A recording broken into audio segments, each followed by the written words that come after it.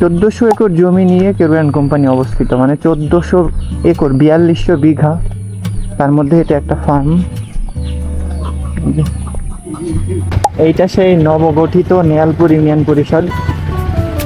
এই যে ইউনিয়ন পরিষদের যে কার্যালয়।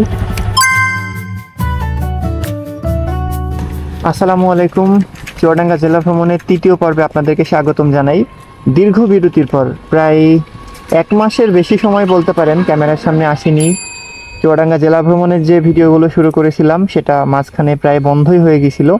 আজকে আবার এই বৃষ্টির দিনে ভাবলাম বের হয়ে আবার শুরু করি। আমি এখন যেই দিক থেকে আসলাম সেটা হচ্ছে চুয়াডাঙ্গা জেলার দামুড়হুদা ইউনিয়নের দামুড়হুদা উপজেলার সর্বশেষ গ্রাম বা এলাকা বলতে পারেন। দর্শনা পৌরসভাধি এইদিকে শেষ। এইবার এই যে আপনারা দেখছেন লেখা আছে ধন্যবাদ দামুড়হুদা উপজেলা চুয়াডাঙ্গা, মানে শেষ এখান থেকে। এইবার আমি ঢুকবো চুয়াডাঙ্গা সদর উপজেলায়। চুয়াডাঙ্গা সদর উপজেলার মধ্যে থাকা 8 থেকে 9টি নবগঠিত যে ইউনিয়নগুলো হয়েছে সেগুলো এখনো লিস্টেড না, তবে নতুন ইউনিয়নগুলো সহ আপনাদেরকে আজকে থেকে ঘুরিয়ে দেখাবো। আপনার ইউনিয়ন বা গ্রামের নাম কিন্তু কমেন্টে জানাতে ভুলবেন না, এবং আপনার ইউনিয়ন বা গ্রামে দেখার মতো কি আছে সেটাও কিন্তু জানাতে ভুলবেন না। শুরু করলাম তৃতীয় পর্ব।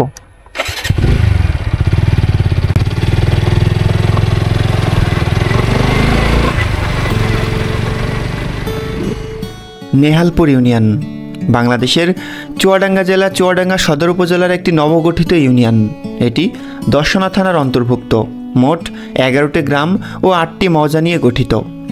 ইউনিয়নের নামকরণ, ইতিহাস ও ঐতিহ্য নিয়ে কিছু গল্প আপনাদেরকে শোনাবো। চুয়াডাঙ্গা সদর উপজেলার এই পর্বগুলোর মাধ্যমে আপনারা জানতে পারবেন সদর উপজেলার মধ্যে থাকা ইউনিয়নের গল্প, কিভাবে যাবেন, এছাড়া বিখ্যাত ব্যক্তিদের জীবনী, এছাড়া দর্শনীয় জায়গাগুলো তো থাকবেই। সুতরাং ভিডিওগুলো শেয়ার করার অনুরোধ রইল। এখন বর্তমানে আপনারা যেটা দেখছেন সেটাকে বলে দোস্তের বাজার। ওখান থেকে সরাসরি আমি কেরুয়ান কোম্পানির ফার্মের দিকে চলে আসি।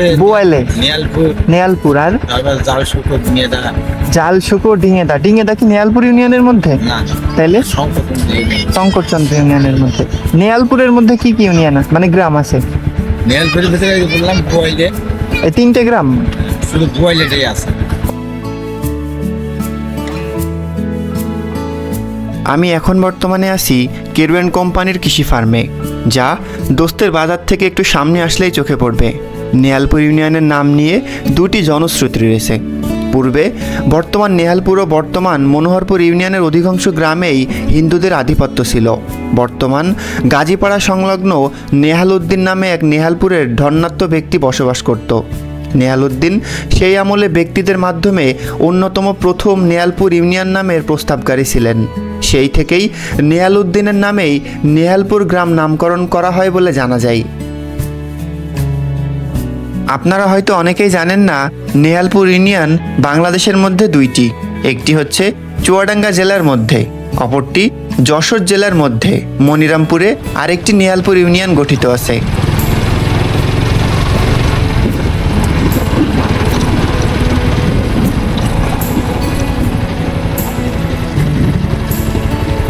আসসালামু আলাইকুম। নেয়ালপুর ইউনিয়ন পরিষদটা কোন দিকে? এই যে ডান। আচ্ছা, ডানি খুলে দেখেন যে ইউনিয়ন পরিষদ। এটা কি এটা কার্যক্রম শুরু হয়েছে এখনো?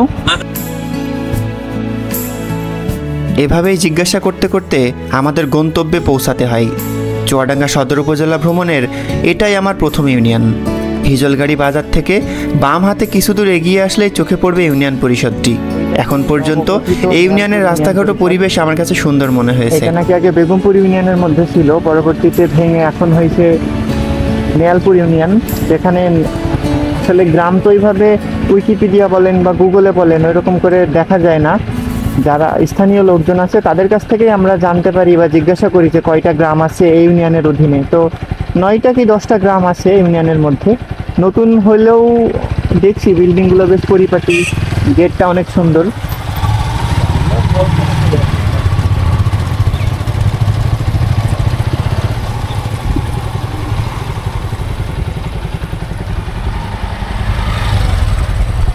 এই যে ইউনিয়ন পরিষদের যে কার্যালয়, যাক এটা দিয়েই মোটামুটি শুরু বলা যায়।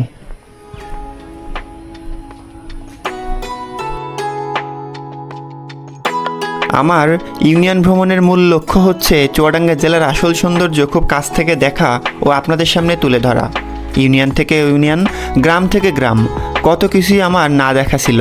জেলা ভ্রমণের আয়োজন সত্যি আমাকে নতুন করে অনেক কিছু শিখিয়ে দিল।